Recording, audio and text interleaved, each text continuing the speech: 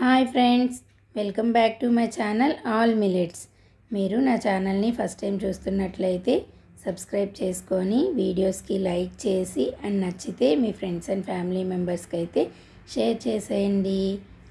అయితే ఈరోజు మనం చూడబోతున్నాము రాగి ఇడ్లీ. రాగి ఇడ్లీ ఎలా చేసుకోవాలో చూద్దామండి. దానికి ఒక కప్పు మినప్పప్పుకి 2 కప్పుల రాగి ఇడ్లీ రవ్వనైతే యూజ్ చేయాలండి. జనరల్గా మనం రాగుల్ని మినపప్పుని కలిపి రుబ్బి అదే పిండిని ఇడ్లీకి దోశకి వాడుతూ ఉంటాం కదండి. అప్పుడు ఇడ్లీ అయితే కొంచెం గట్టిగా వస్తాయి. సో మనం ఈ రాగి ఇడ్లీ రవ్వని యూజ్ చేసినట్లయితే ఇడ్లీ అయితే చాలా సాఫ్ట్గా వస్తాయండి. ఇది మన హెల్దీనెస్లో అవైలబుల్గా ఉంటుంది. కావాలంటే మీరు ఆర్డర్ చేసుకోవచ్చు. స్క్రీన్ పైన అయితే నెంబర్ ఇస్తాను, ఒకసారి చెక్ చేసేయండి. సో మనం ఒక కప్పు మినపగుళ్ళు వాడుకునే వాళ్ళు గుళ్ళు వాడుకోవచ్చండి. ఒక కప్పు మినప్పప్పుకి ఈ 2 కప్పుల రాగి ఇడ్లీ రవ్వనైతే తీసుకోవాలండి. తీసుకొని రెండింటిని మినప్పప్పుని అండ్ రాగి ఇడ్లీ రవ్వని కూడా రెండింటిని 6 గంటల పాటు నానబెట్టాలండి. ఎందుకనంటే రాగుల్లో ఫైబర్ కంటెంట్ చాలా ఎక్కువ ఉంటుందండి. ఇప్పుడు రాగుల్ని మనం గ్రెయిన్స్ నుంచి ఇడ్లీ రవ్వగా చేసినప్పుడు దానిలో ఉన్న ఔటర్ లేయర్ కూడా ఈ రవ్వలో ఉంటుంది కదండి. ఆ ఔటర్ లేయర్లోనే మనకి ఫైబర్ అనేది ఎక్కువ ఉంటుంది. సో ఆ ఫైబర్ బాగా నానినప్పుడే మనకి ఈజీగా డైజెస్ట్ అవుతుంది. సో మనం మినపప్పుతో పాటు రాగి ఇడ్లీ రవ్వను కూడా 6 అవర్స్ అయితే సోక్ చేసుకోవాలి. నేను 6 అవర్స్ తర్వాత మినపప్పుని కడుక్కొని గ్రైండర్లో అయితే వేసేస్తున్నాను. చూడండి, గ్రైండర్లో రుబ్బుకుంటే మనకి ఇడ్లీస్ చాలా సాఫ్ట్గా వస్తాయండి మిక్సీలో రుబ్బుకున్న దానికంటే. సో మనం మినపప్పు నలిగేలోపు ఆల్రెడీ రాగి రవ్వ నానబెట్టుకున్నాం కదండి. దానిలో ఎక్సెస్ వాటర్ అంతా తీసేసి చక్కగా పిండి ఒక గిన్నెలోకి అయితే తీసేసుకుందాము. చూడండి, ఈ విధంగా వాటర్ అన్నీ తీసేసి ఒక గిన్నెలోకి అయితే తీసుకోవాలి. తీసుకున్న తర్వాత మినప్పప్పు నలిగింది ఒకసారి చెక్ చేసుకొని ఆ మినప్పప్పును కూడా మనం తీసుకొని ఈ రాగి ఇడ్లీ రవ్వలోకి కలిపేసుకోవాలండి. నార్మల్గా ఇడ్లీ వేసే వాళ్ళకైతే ఈ ప్రొసీజర్ ఐడియా ఉంటుందండి.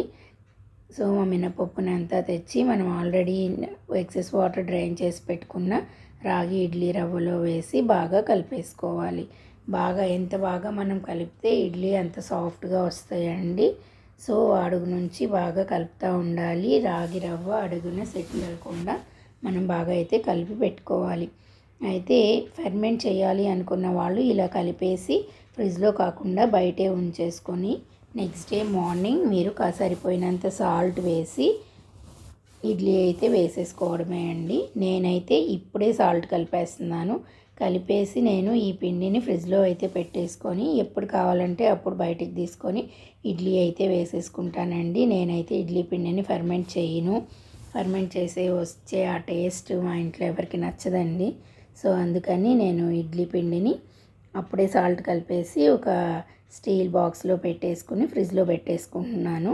సో నెక్స్ట్ డే మార్నింగ్ బ్రేక్ఫాస్ట్కి డైరెక్ట్గానే ఫ్రిడ్జ్లో ఉంచి పిండి తీసుకొచ్చి ఇడ్లీ అయితే వేసేస్తాను.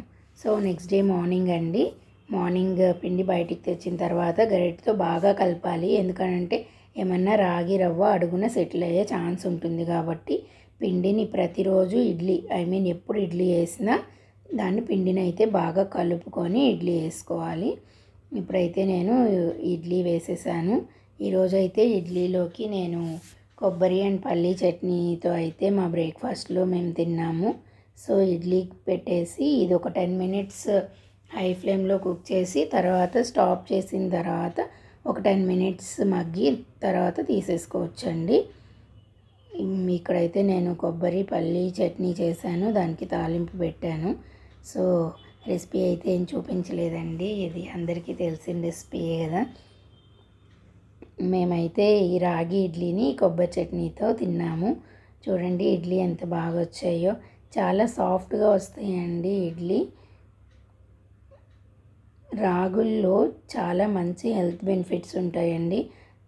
35 ఇయర్స్ దాటిన లేడీస్కి per day 1000 mg calcium requirement ఉంటుందండి. పాలలో కంటే రాగుల్లోనే మనకి ఎక్కువ కాల్షియం అనేది ఉంటుంది. సో మన 3 మీల్స్లో అంటే మార్నింగ్ బ్రేక్ఫాస్ట్, లంచ్, డిన్నర్ ఏదో ఒక మీల్లో రాగికి సంబంధించినవి తీసుకోవడం చాలా మంచిదండి. సో ఆ విధంగా మీరు ఒక half of the daily requirement మనకి ఈ రాగుల నుండి అయితే వచ్చేస్తుందండి. ఏదర్ బ్రేక్ఫాస్ట్లో కానీ, లంచ్లో కానీ, డిన్నర్లో కానీ ఏదో ఒక టైంలో మీరైతే రాగితో చేసిన రెసిపీని మీ ఫుడ్లో ఇంక్లూడ్ చేసుకోవడం చాలా మంచిది. అయితే మీరు కూడా ఈ రాగి ఇడ్లీ రెసిపీని ట్రై చేసి ఎలా వచ్చిందో నాకు కామెంట్ సెక్షన్లో చెప్పేయండి. ఇలాంటి ఎన్నో మిల్లెట్ రెసిపీస్ కోసం నా ఛానల్ని ఫాలో అయిపోండి. ఇంకా ఈ రోజుకి బాయ్. నెక్స్ట్ వ్లాగ్లో కలుద్దాం.